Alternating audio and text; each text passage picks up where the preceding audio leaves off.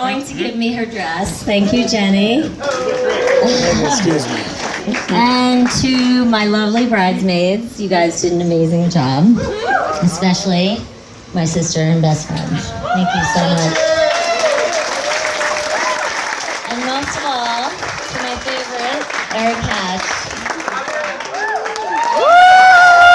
Marrying me. Yeah! It's gonna be a good life. All right. Yeah! Thank you, everybody, for coming. It's awesome. I love it. Thank you to you guys. Seriously, first and foremost, thank you to my parents. Uncle Woody, I'm sorry I'm not wearing a Candelores t-shirt right now. I really want to thank Russell Shea for coming all the way from Morocco. It's a long way away for him, but no, but thank you so much, very much. Jim obviously came from Japan. That was more of a joke, but Jim, thank you so much. Everybody coming, Virginia family, Vail family, New York family. Yeah!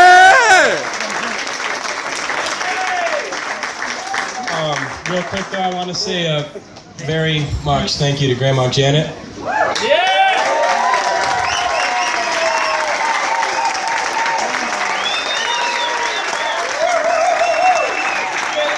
She's 95 years old. She's the most beautiful person in here, and I love her so much.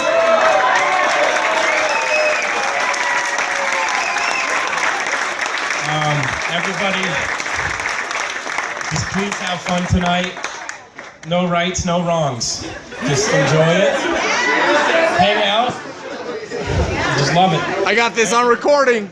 And one other thing, I know there's a couple of people seeking revenge tonight. You know who you are. I see a few of you out there. Please enjoy yourselves and get your revenge on me, because I'm ready for it.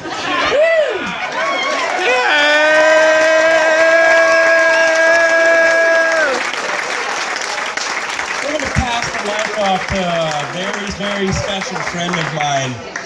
It was very tough to pick a best man for this wedding, but I'm pretty sure as I was asking Annie to marry me, I was like, Quentin better do a good job. Will you marry me? So I'm going to pass the mic off to my best man now, and everyone enjoy.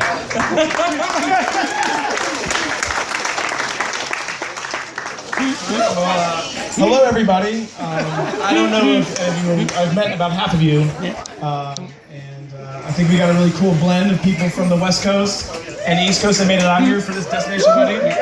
The views are pretty breathtaking, but I think that we owe a round of applause to Mr. and Mrs. Murphy, Tom and Naomi Hatch for making this happen.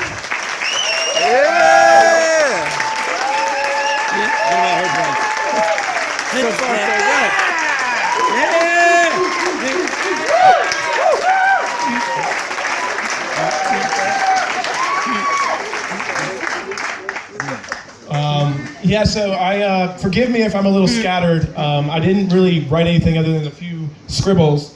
But I just want to talk. I've known Eric since we were 12 years old in 7th grade. And the funny thing is, I thought he was a tough guy. I was kind of intimidated by him. And what made me intimidated was probably the second time I met his parents. Eric is very focused and he was an excellent student. I was a god-awful student. And I remember I walked into his house, probably the second time I met Tom and Naomi. I don't know if you remember this. And Eric got his report card and it had 2 C's on it. And Tom goes, "Hey buddy, you got a little too many C's." If you've known Eric, he's got a little bit of a temper, and I did not expect this. He just says, "Shut the bleep up, Dad." And he points at me and goes, "Quentin gets straight F's."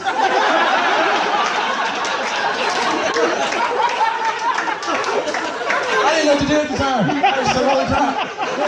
That was some scary stuff. You were savage. I was with Eric. I invited him up to my cabin. Our family has in Lake Wentworth, New Hampshire. And I was there the first time Eric got tipsy off Jose Cuervo at his 21st birthday. Obviously, minus 10 years plus 3. You can do the math. Holy crap, one shot of Jose Cuervo, wow. That's the line for us. I was screaming at the loons. And so were you. And you thought they were wolves. Yeah. Fine, by the way. There are wolves up here.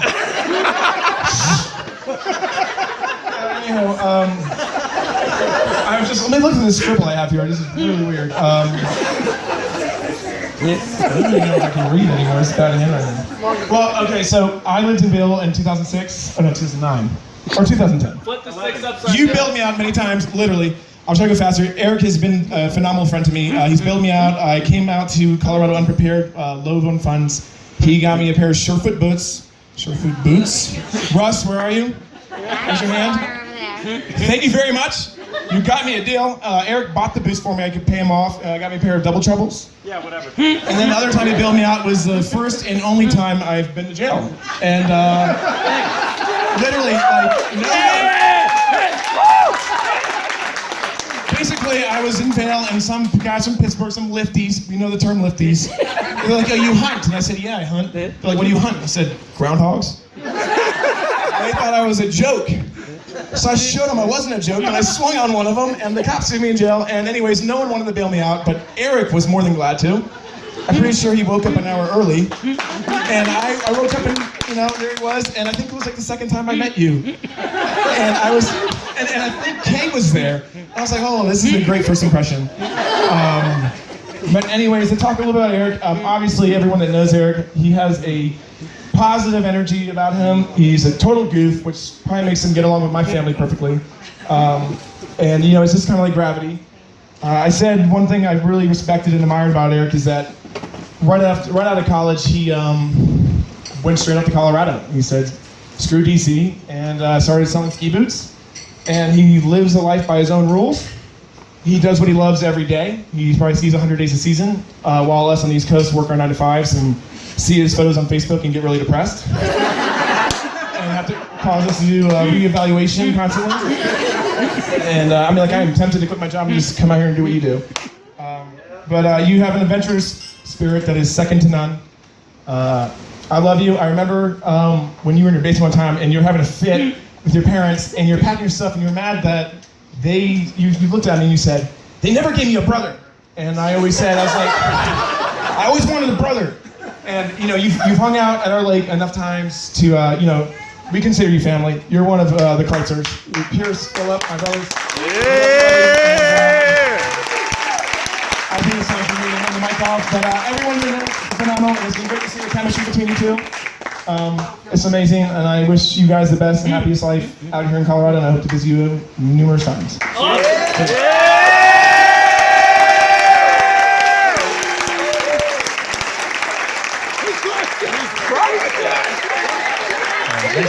Next, I'd like to invite the nearby comedian to give her toast.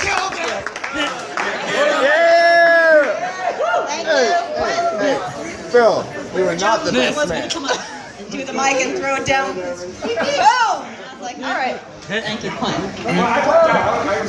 He doesn't know what he's saying. Anyway, I want to echo what everyone has said. Thank you so much to everyone for coming. The fact that so many people have come from so far is a testament to how well loved Annie and Eric are. They're such truly amazing people. We have such a great group of people here who love them so very much. And this is going to be such an amazing night. Annie, my most loved sister, is affectionately known as the General because she gets things done so efficiently and done so well. You would think that she was the firstborn. She is not. She is actually the middle child. But fear not, that meant that she had 4 younger siblings to boss around, the 4 younger children. So Annie actually made a makeshift classroom in our basement, and she made a little classroom, and she would have my dad run off photocopies of tests, and she would teach them all certain tests. Things like learning the 7 continents. North America, South America, Europe, Asia.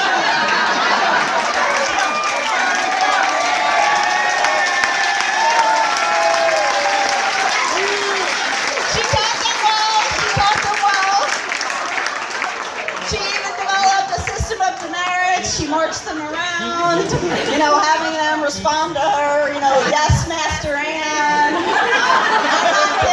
not kidding.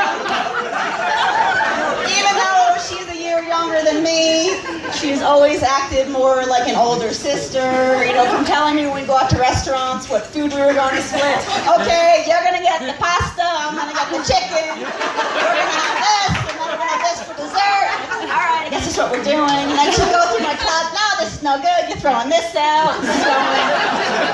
And then she'd tell me, oh, you're going to paint your apartment this color. I guess my apartment needs painting.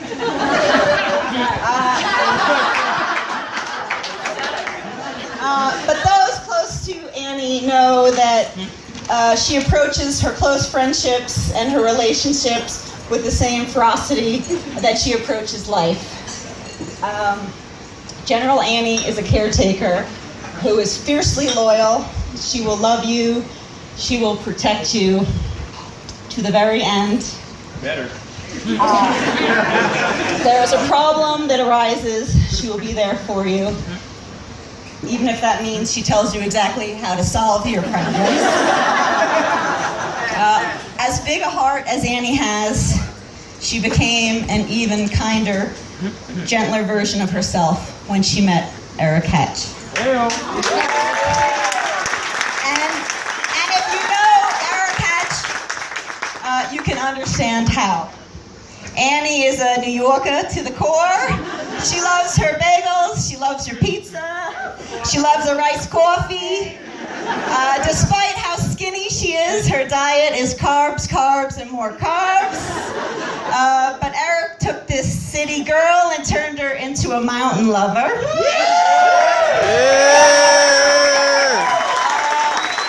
Where's Megan? Her friend Megan said to me last night, Annie's registered at REI? She is. I was lucky enough to be in Vail when she first met Hatch. We were having kind of a stressful night. People in our group weren't getting along. And Eric came out, and his fun-loving spirit, his warm smile, totally put everybody at ease. He came out, he said, hey, I'm wearing my good shirt he had on. His button-down, maroon and white, pinstripe Gap shirt. Oh, yeah. Tank tonight. And he made everything okay. I said, maybe you should wear this as his wedding shirt. That didn't go over so well. But Hatch is one of the kindest and most thoughtful guys that I have ever met.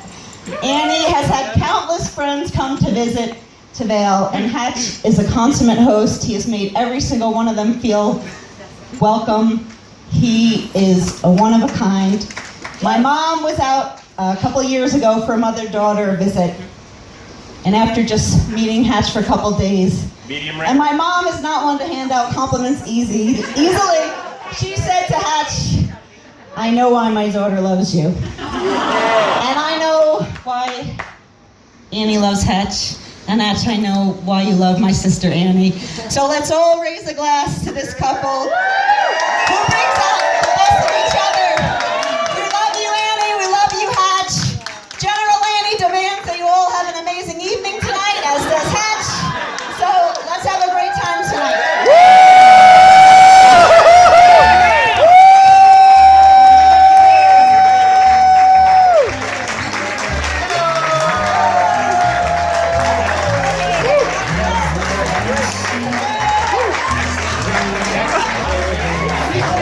One last thing. One